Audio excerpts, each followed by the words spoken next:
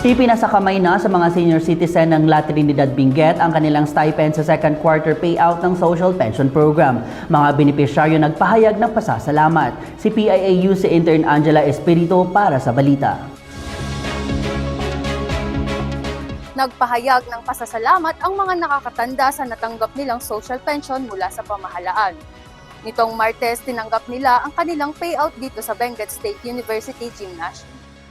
Tinanggap ng mga indigent senior citizens na benepisyaryo sa La Trinidad ang kanilang social pension payout. Ito ay bahagi ng patuloy na programa ng Department of Social Welfare and Development o DSWD.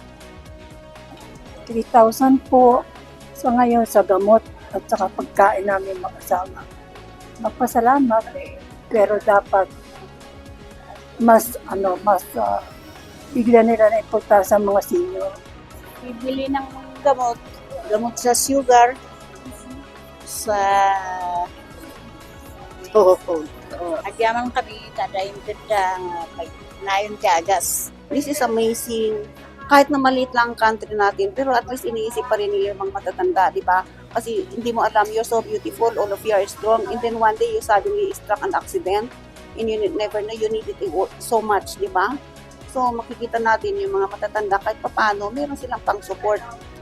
Ang social pension ay alinsunod sa Republic Act No. 9994 as amended by Republic Act No.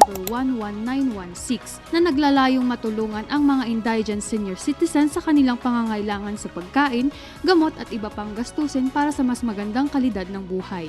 Ang mga kwalipikadong nakakatanda ay maaaring magsumite ng kanilang aplikasyon sa Office of Senior Citizens Affairs o Local Social Welfare and Development Office. Umaasa ang pamahalaan na sa pamamagitan ng social pension na ito, matutulungan ang mga indigent senior citizens sa kanilang pang-araw-araw na gastusin at pangangailangang medikal. Mula rito sa La Trinidad Benguet, ako po si PIAU si Intern Angela Espiritu para sa PIA News Cordillera.